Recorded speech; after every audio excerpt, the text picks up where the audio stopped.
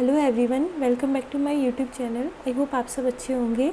आज की वीडियो में हम गेट 2023 लीनियर अलजेब्रा सीरीज़ को कंटिन्यू करते हुए फाइनाइट डायमेंशनल वेक्टर स्पेस पढ़ेंगे। फाइनाइट डायमेंशनल वेक्टर स्पेस हमारा लीनियर अलजेब्रा का एक तरीके से बेस है और बहुत ही ज़्यादा इम्पॉर्टेंट टॉपिक है। इसके अंदर जैसे कि आप पढ़ेंगे बेसिस डायमेंशन क्या होते हैं, लीनियरली डिपेंडेंट इंडिपेंडेंट सेट क्या होते हैं, linear span, spanning set, vector सब स्पेस, डायरेक्ट सम, इस टाइप के आप टॉपिक्स पढ़ेंगे। आज की वीडियो में हम देखेंगे कि लीनियरली डिपेंडेंट और इंडिपेंडेंट वेक्टर्स क्या होते हैं और लीनियर स्पैन और स्पैनिंग सेट क्या होता है। ये जो हमारा टॉपिक है linear span and spanning set, इसमें बहुत ज़्यादा कन्फ्यूज़न होता है, तो मैं कोशिश करूँगी कि आप अच्छे से इसे समझ सकें और इसमें कंफ्यूज ना हो। तो स्टार्ट करते हैं। सबसे पहले हम बात करेंगे वेक्टर स्पेस की। वेक्टर स्पेस हमने अपनी प्रीवियस क्लासेस में पढ़ा है, बट एक मैं आपको ब्रीफ इंट्रोडक्शन देती हूँ कि एक कोई भी आपको सेट दे रखा होगा वी, जो कि आपका एम्प्टी नहीं होगा, नॉन एम्प्टी सेट होगा, और उस पर दो ऑपरेशन आपके डिफाइन होंगे। एक ऑपरेशन होता है आपका वेक्टर एडिशन, ठीक है, वेक्टर एडिशन, और दूसरा आपका स्केलर मल्टीप्लिकेशन है ना, स्केलर मल्टीप्लिकेशन।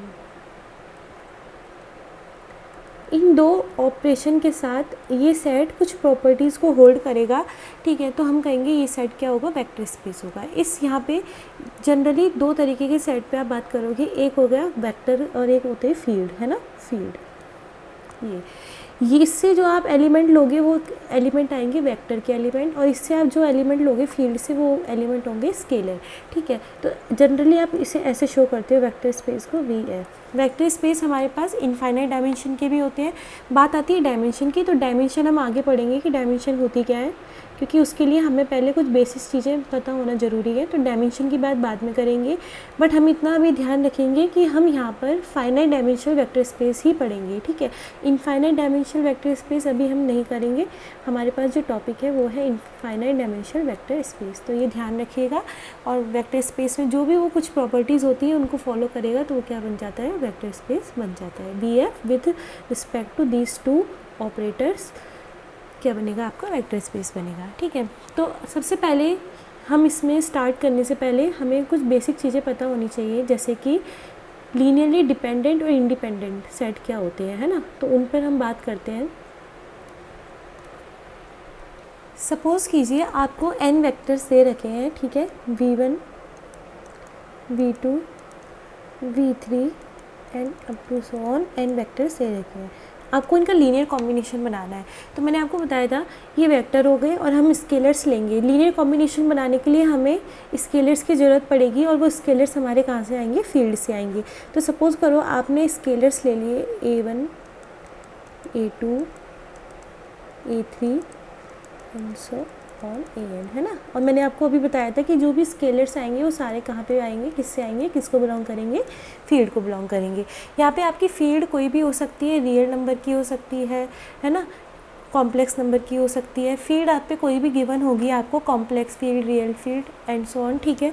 तो फील्ड से आपको स्केलर्स लेने हैं, और वेक्टर स्पेस काय का वेक्टर हो सकता है। आप पे set of vector, set of matrix हो गया, पॉलिनोमियल्स हो गया, विद रिस्पेक्ट टू फील्ड वो क्या बना देगा, वेक्टर स्पेस बना देगा। अब देखिए आपको लीनियर कॉम्बिनेशन बनाना है, तो लीनियर कॉम्बिनेशन इनका ऐसे बनेगा a1 v1, ठीक है, plus a2 v2 plus an vn, oh sorry a3 आएगा ना पहले, है ना, प्लस आपका आ गया a3 b3 प्लस एंड सो ऑन an vn। ये कहलाता है लीनियर कॉम्बिनेशन ऑफ वेक्टर्स, ठीक है। तो आपको जितने वेक्टर्स दे रखे हैं आपने स्केलर ले लिए फील्ड से, ठीक है, और उनका ऐसा कॉम्बिनेशन बना लिया, तो इस कॉम्बिनेशन को क्या कहते हैं आप, लीनियर कॉम्बिनेशन, है ना, वेक्टर्स का। ये होता है आपका लीनियर कॉम्बिनेशन। अब बात आती है लीनियरली डिपेंडेंट और इंडिपेंडेंट वेक्टर क्या होते हैं।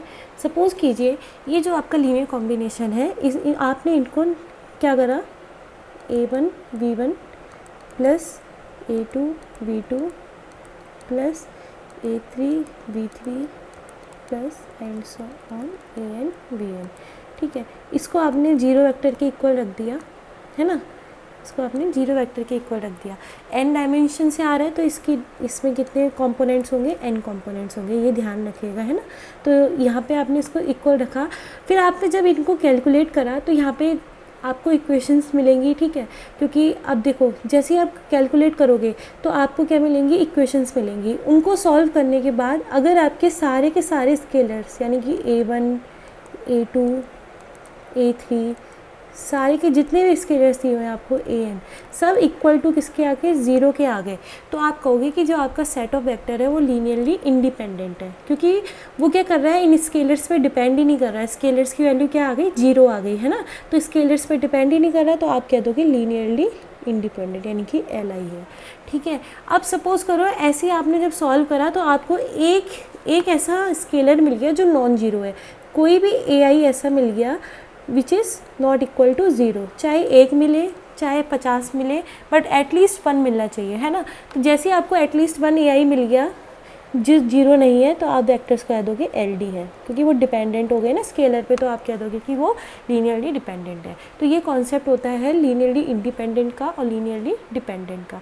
ये बहुत ही इंपॉर्टेंट है लीनियरली डिपेंडेंट और इंडिपेंडेंट वेक्टर, क्योंकि आपको आगे डायमेंशन का पता लगाना है, बेसिस का पता लगाना है, तो ये जनरल है जो कि आपको पता होना चाहिए। अभी हम रैंक निकालते थे ना, जैसे कि तो रैंक में हम कहते थे कि जितने भी पाइवोट हैं या नॉन जीरो रोज़ होती हैं वो हमारी क्या कहती है, रैंक कहलाती हैं।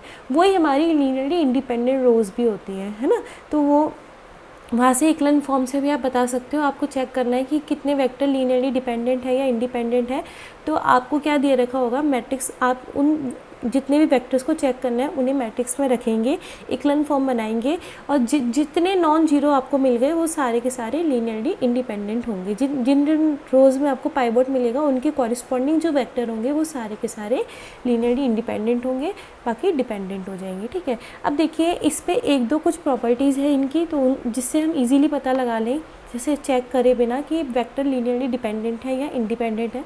तो वो देखते हैं क्या क्या है। सबसे पहले बात करेंगे पहली प्रॉपर्टी की। पहली प्रॉपर्टी है, बहुत सिंपल है, अगर आपको कोई भी नॉन जीरो वेक्टर दे रखा होगा, ठीक है, non zero vector, single non zero vector, है ना। सपोज़ करो मैं बोलूँ खाली चेक करके बताओ ये सेट है जिसके अंदर केवल v1 है और v1 is not equal to 0, क्या ये li है या ld है, तो आप सिंपली बता दो कि ये हमेशा क्या हो जाएगा, li होगा आपका, ठीक है। ये हमेशा आपका li होगा। क्यों? क्योंकि जब आप जैसे आप इसे ऐसे रखोगे ना, इसका लीनियर कॉम्बिनेशन कैसे बनेगा, a1 v1 इक्वल टू 0, तो v1 तो नॉन जीरो है, this simply implies a1 equal to 0, तो ये क्या हो जाएगा, li हो जाएगा, ठीक है। तो हमेशा ध्यान रखिएगा सिंगलटन अगर आपको कोई भी एलिमेंट दे रखा है, वेक्टर दे रखा है, तो वो हमेशा लीनियरली इंडिपेंडेंट होगा। सेकेंड देखिए, two vectors are linearly dependent if and only if they are multiple of, ठीक है, scalar multiple of each other, है ना। मतलब क्या हुआ कि दो वेक्टर है, सपोज v1 और एक वेक्टर है आपका v2, तो v1 और v2 को आप क्या कह दोगे कि ये लीनियरली, अगर सपोज करो v1 को आप ऐसे लिख सकते हो k v2 की फॉर्म में, यानी कि v1 क्या है, स्केलर मल्टीपल हो गया v2 का, है ना। v1 equal to k v2 implies v1 is a scalar multiple of v2। तो ये सिंपली आप अगर ऐसे लिख सकते हो दो वेक्टर्स को, तो आप सिंपली इम्प्लाइज कर दोगे कि वो दोनों वेक्टर कैसे हैं, LD है, वो li आपके नहीं है, वो दोनों कैसे हो जाएंगे, LD हो जाएंगे, है ना। इसका भी चेक करना है तो सिंपल प्रोसेस है, इसमें भी आपने सपोज इनका लीनियर कॉम्बिनेशन चलाया है a1 v1 plus a2 v2, ठीक है। अब आपको पता है कि आप v1 को क्या लिख सकते हो, k v2, तो ये बनेगा a k v2, है ना, a k v2 plus a2 v2 equal to 0 equal to 0, है ना। अब यहाँ से आपको पता चल गया, ये बन गया a1 k plus a2 v2 equal to 0। अब v2 तो 0 है नहीं, ये वाली वैल्यू क्या हो जाएगी आपकी, 0 हो जाएगी, और यहाँ से आपका आ जाएगा a1 k plus a2 equal to 0। तो आपको यहाँ से 0 नहीं मिला, है ना, तो यहाँ से आपको पता चल जाएगा कि ये वेक्टर आपके क्या है, LD होंगे, ठीक है। लीनियरली इंडिपेंडेंट होने के लिए a1 को भी 0 होता और a2 भी 0 होता, पर यहाँ से आपको नॉन जीरो मिल गया, तो यहाँ से आपको पता चल जाएगा कि आपके जो वेक्टर है वो क्या है, लीनियरली डिपेंडेंट है ना। अब देखिए नेक्स्ट प्रॉपर्टी, ये वाली प्रॉपर्टी बहुत इंपॉर्टेंट है, तो इसे ध्यान रखिएगा कि अगर दो वेक्टर आपके लीनियरली डिपेंडेंट है तो वो दोनों एक दूसरे के क्या होंगे, स्केलर मल्टीपल होंगे, और ये इफ़ एंड ओनली केस है, यानी कि 1 टाइम 2 टाइम्स इम्प्लाई कर रहा है, चाहे आप आगे से पीछे की बात करो चाहे पीछे से आगे, कोई सा भी स्टेटमेंट ले लो कि अगर स्केलर मल्टीपल है तो LD होंगे और LD हैं तो स्केलर मल्टीपल होंगे ही होंगे, तो ये ध्यान रखिएगा, ये इंपॉर्टेंट है इसकी प्रॉपर्टी। नेक्स्ट देखिए तीसरी वाली, ये भी बहुत इंपॉर्टेंट है। ये प्रॉपर्टी कहती है कि अगर आपका सेट ऑफ वेक्टर क्या है, लीनियरली डिपेंडेंट है ना, linearly dependent set of vector दे रखा है आपको, तो उसमें से आपका जो एक वेक्टर होगा एटलीस्ट, है ना, एटलीस्ट आपका जो 1 वेक्टर होगा, तो सपोज करो आपका है वेक्टर UK, है ना, तो वो अपने प्रोसीडिंग वेक्टर के लीनियर कॉम्बिनेशन में लिखा जाएगा, ठीक है। तो यानी कि आप लिख सकते हो UK equal to α1 U1 plus α2 U2 plus α(k-1 UK-1, ठीक है। तो ये वाली प्रॉपर्टी, ये आपको एग्जाम्पल जब मैं दूंगी समझाऊंगी कि चेक कैसे करना है, तब आपको ज़्यादा अच्छे से समझ में आएगी, तो अभी तो इससे ध्यान रखिएगा। इस पे बेस्ड भी क्वेश्चन आया था, एक ऑप्शन आया था जो इसी पे बेस्ड था। तो प्रॉपर्टी ये कहती है कि अगर आपका set of vector linearly dependent है तो उनमें से एक वेक्टर एटलीस्ट ऐसा होगा ही होगा जो अपने प्रीवियस वाले वेक्टर के लीनियर कॉम्बिनेशन में लिखा जा सकेगा, ठीक है। तो मैंने कहा यहाँ पे K एक ऐसा UK एक ऐसा वेक्टर होगा जो अपने प्रीवियस वाले वेक्टर से लीनियर कॉम्बिनेशन में लिखा जाएगा, ठीक है। तो आई होप आपको ये तीनों प्रॉपर्टीज़ अच्छे से समझ में आ गई होंगी। जो सेकंड वाली थी वो बहुत ज़्यादा इंपॉर्टेंट है कि अगर वेक्टर LD हैं तो वो एक दूसरे की स्केलर मल्टीपल होंगे, ठीक है। अब देखिए चेक कैसे करते हैं कि वेक्टर आपके लीनियरली डिपेंडेंट है या फिर लीनियरली इंडिपेंडेंट है। चेक करने के लिए आपको कुछ नहीं करना, आपको सपोज़ 4-5 वेक्टर दे रखे होंगे, सपोज़ एक दिया है V1, एक दिया है V2, एक दिया है V3, एक दिया है V4, एक दिया है V5, ठीक है। आपको चेक करना है इनमें से कौन से वेक्टर आपके कैसे होंगे, LD या LI होंगे। तो हमेशा इसमें सुटेबल रहता है वेक्टर को कॉलम वाइज पुट करना, है ना। तो आप कॉलम वाइज उन्हें पुट करोगे, ठीक है। सपोज़ यहाँ पे आपको वेक्टर दे रखे हैं 1 2 3 1 2 3 0 1 2 0 3 9 2 0 4 2 0 0, इस टाइप से मतलब कुछ भी आपको वेक्टर दे रखे हैं और आपको चेक करना है कि ये वेक्टर आपके लीनियरली कौन से वेक्टर इनमें से लीनियरली डिपेंडेंट है और इंडिपेंडेंट है। तो आप मैट्रिक्स बनाएंगे और हमेशा वेक्टर को कॉलम वाइज पुट करिएगा, ठीक है। कॉलम वाइज पुट करने से फ़ायदा रहता है कि आप ओरिजिनल वेक्टर से बता सकते हो कि कौन से वेक्टर लीनियरली डिपेंडेंट थे और इंडिपेंडेंट थे, ठीक है। फिर आपने यहाँ पे करा 0 1 2 0 3 9 2 0 4 और ये 2 0 0। तो चेक करने के लिए आपको क्या करना होता है, आपको इनको इक्लन फॉर्म में बनाना होता है। इक्लन फॉर्म हमने पढ़ी थी, है ना। जैसे कि आप इक्लन फॉर्म में चेंज कर लोगे तो कुछ आपको पाइवट मिलेंगे, तो इसे सॉल्व भी कर लेते हैं। तो देखिए इक्लन फॉर्म बनाइए इसकी, तो पहले तो कोई चेंज नहीं होगा, पहली रो में 1 0 0 2 2। सेकेंड रो में क्या होगा, यहाँ पे अप्लाई कर दो R2 में चेंज, R2 माइनस 2R1, तो ये बन गया आपका 0 1 3 -4 -4, है ना। अब देखिए R3 में भी चेंज कर दीजिए, R3 माइनस 3R1, तो ये बन गया आपका 0, ये आपका बन गया 2, ये बनाना आपका 9, ये बन गया आपका 0 और 3 करा ना, तो ये बन गया -2 सॉरी, और यहाँ पे आपका बन गया 0 -6 माइनस का 6, ठीक है। अब क्या बनेगी मैट्रिक्स आपकी, ये अब यहाँ पे करना है तो यहाँ पे अब आप चेंज कर दो, तो पहली तो रो एज इट इज़ आ जाएगी 1 0 0 2 2, सेकेंड रो भी 0 1 3 -4 थर्ड रो में चेंज कर दो, है ना। थर्ड क्या करोगे आप कर दो R3 में चेंज, R3 माइनस 2R2, है ना। R3 माइनस 2R2 करा तो ये बन गया आपका 0, ये आपका बन गया 0, ये बन गया आपका 3, ये बन गया आपका -2 प्लस 8 6, और ये बन गया -6 प्लस 8 2। ठीक है। तो ये एक पाइवट मिल गया आपको, एक इस कॉलम में पाइवट मिल गया और एक आपको इस कॉलम में पाइवट मिल गया, ठीक है। तो यहाँ पे होता है कि जिन जिन कॉलम में आपको पाइवट मिला है वो वाले वेक्टर क्या हो जाएंगे, आपके लीनियरली इंडिपेंडेंट हो जाएंगे, और जो नॉन वाले हैं वो सब क्या हो जाएंगे, लीनियरली डिपेंडेंट। तो ये जो 3 वेक्टर हैं ये आपके क्या है, लीनियरली इंडिपेंडेंट है। और फिर इसमें हमने जो लास्ट वाली प्रॉपर्टी पढ़ी थी कि वो अपनी प्रोसीडिंग वेक्टर के लीनियर कॉम्बिनेशन में लिखा जाएगा, तो वो ये वाला वेक्टर होता है। ये वाला जो वेक्टर होगा, ये वाला नॉन पाइवट वाला, ये वाला, ये अपने से पहले जितने भी वेक्टर हैं इनके लीनियर कॉम्बिनेशन में लिखा जाएगा। आप चाहे तो चेक भी कर सकते हैं कि ये वाला जो कॉलम है ये इन 3 कॉलम का लीनियर कॉम्बिनेशन बनेगा, ठीक है। तो यही था इसमें। आई होप आपको अच्छे से समझ में आ गया होगा कि चेक कैसे करना है। आपको जितने भी वेक्टर दे रखे हैं उन्हें आप कॉलम वाइज पुट करेंगे। कॉलम वाइज पुट करने के बाद इक्विवेलेंट फॉर्म बनाएंगे। इक्विवेलेंट फॉर्म के बाद आप देखेंगे कि आपको किन किन कॉलम में पाइवट मिल रहा है, और जिन जिन कॉलम में पाइवट मिलेगा वो वेक्टर लीनियरली इंडिपेंडेंट हो जाएंगे, और जो नॉन पाइवट वाले होंगे लीनियरली डिपेंडेंट होंगे और अपने प्रीवियस वालों के लीनियर कॉम्बिनेशन में लिखे जा सकेंगे, ठीक है।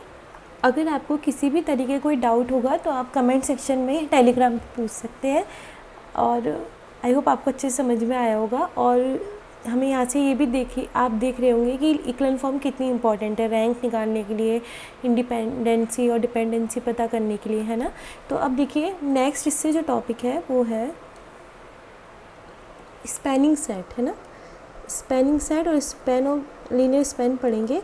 फिर उसके बाद हम नेक्स्ट वीडियो में अपना बेसिस और डायमेंशन डिस्कस करेंगे, है ना। स्पैनिंग सेट क्या होता है, देखिए सपोज़ कीजिए आपको वी दे रखा है एक वेक्टर स्पेस, ठीक है, finite dimensional vector space over the field F, यानी कि वी है, ठीक है। अब देखिए यहाँ पे आपको अगर एक सेट ऑफ वेक्टर ऐसा मिल जाए कि सपोज़ करो मुझे एक सेट दे दिया एस के अंदर v1 v2 v3 and we के वेक्टर्स है, ठीक है। अब इन के वेक्टर्स की प्रॉपर्टीज़ ऐसे हैं कि अगर आप वी का कोई भी एलिमेंट उठाओ, सपोज़ करो वी ले लिया जो मैंने बिलोंग कर रहा है वेक्टर स्पेस को, वी एफ को, ठीक है। तो ये वी कोई भी रैंडम एलिमेंट उठाया और ये वी इनके इस सेट के वेक्टर्स के लीनियर कॉम्बिनेशन में लिखा जा सकता है, यानी कि we equal to k1v1 plus के, अजीब लगेगा है ना, अल्फ़ा 1 ले लेते हैं, प्लस अल्फ़ा 2 v2 प्लस एंड सो ऑन अल्फ़ा k vk। यानी कि आप क्या कर सकते हो, वेक्टर स्पेस का कोई भी एलिमेंट इस सेट के लीनियर कॉम्बिनेशन में लिख सकते हो। तो आप कहोगे कि जो ये सेट होगा ये क्या होगा, आपका स्पैनिंग सेट होगा, ठीक है। तो हम कहेंगे ये सेट हमारा क्या हो जाएगा, स्पैनिंग सेट हो जाएगा। यानी कि अगर हमें कोई सेट ऐसा मिल जाए जिस सेट से हम वेक्टर स्पेस के हर एक एलिमेंट को जनरेट कर पा रहे हैं ना, कैसे, अगर मैंने कहा आपको वी वेक्टर स्पेस है आपका, तो आप वी के अंदर से कोई सा भी वेक्टर उठाओ और उसे इस सेट के लीनियर कॉम्बिनेशन में अगर आप लिख पा रहे हो तो वो जो सेट हो जाएगा वो क्या हो जाएगा, आपका स्पैनिंग सेट हो जाएगा, ठीक है। ये स्पैनिंग सेट इंपॉर्टेंट है, आगे जब हम बेसिस की बात करेंगे तब हमें इसकी इंपॉर्टेंस पता चलेगी। तो ध्यान रखिएगा, एक ऐसा सेट जिस सेट के लीनियर कॉम्बिनेशन से आप वी का हर एक एलिमेंट क्या कर सकते हो, जनरेट कर सकते हो, वो सेट क्या कहलाएगा, आपका स्पैनिंग सेट कहलाएगा, ठीक है। अब देखिए स्पैनिंग सेट की कुछ प्रॉपर्टीज़ होती हैं, ध्यान रखिएगा। स्पैनिंग सेट के अंदर आप कितने भी एलिमेंट ले सकते हो, बट उसमें एटलीस्ट कितने एलिमेंट होने चाहिए, जितनी उसकी डायमेंशन होती है। ये जब हम डायमेंशन पढ़ेंगे तब आपको पता चलेगा। और दूसरी चीज़ आपकी एक चीज़ और होती है इसमें कि आपका जो वेक्टर स्पेस होता है वो खुद का भी क्या होता है, स्पैनिंग सेट होता है ना। क्योंकि आप क्या करोगे, हर एक एलिमेंट को उसके लीनियर कॉम्बिनेशन में लिख लोगे ना। जैसे सपोज़ करो मुझे v1 जनरेट करना है, तो मैं बाकी सबका कोएफिशिएंट 0 लेके v1 का 1 लेके मैं क्या कह सकती हूँ, उसको उस लीनियर कॉम्बिनेशन में लिख सकती हूँ। तो ये ध्यान रखिएगा स्पैनिंग सेट का। अब लीनियर स्पैन की बात करते हैं, फिर देखेंगे कि कन्फ्यूज़न कहाँ होता है ना। लीनियर स्पैन की बात करते हैं, लीनियर स्पैन हमें एक सपोज VF एक वेक्टर स्पेस दिया हुआ है, ठीक है, और हमने इसका एक सबसेट उठाया W, मैंने लिया W सबसेट है किसका, VF का, ठीक है। और W के अंदर कुछ वेक्टर्स होंगे, तो W के अंदर मैंने माना वेक्टर है U1 U2 U3 एंड सो ऑन UK वेक्टर्स हैं, ठीक है। तो इन वेक्टर्स का क्या करा मैंने, लीनियर कॉम्बिनेशन का जितना भी सेट बनाया, ठीक है, set of all linear combination of W, ठीक है, तो वो कहलाएगा लीनियर स्पैन ऑफ W, यानी कि लीनियर स्पैन ऑफ W क्या हो जाएगा, इस सेट के जितने भी लीनियर कॉम्बिनेशन बनेंगे उनका सेट क्या कहलाएगा, आपका लीनियर स्पैन ऑफ W कहलाएगा, है ना। तो linear combination, all linear combination of U1 U2 and सो ऑन UK, ठीक है, इस सेट के जितने भी आपके लीनियर कॉम्बिनेशन बनेंगे उनका सेट क्या कहलाएगा, आपका लीनियर स्पैन कहलाएगा, ठीक है। तो इसे आप किस तरीके से लिख सकते हो, इसे लिखने का एक और तरीका है, इसे आप ऐसे भी लिख सकते हो, लीनियर स्पैन ऑफ W, है ना, linear span of W is equal to क्या होगा आपका, इसके लीनियर कॉम्बिनेशन कैसे बनेंगे, α1 U1 प्लस α2 U2 प्लस एंड सो ऑन αk UK, जहाँ पे अल्फाज क्या है, आपके स्केलर्स हैं, और स्केलर्स कहाँ से आते हैं, आपके फील्ड से बिलोंग करते हैं, ठीक है। तो ये होता है लीनियर स्पैन और स्पैनिंग सेट। तो एक बार और जल्दी से हम देख लेते हैं कि क्या था।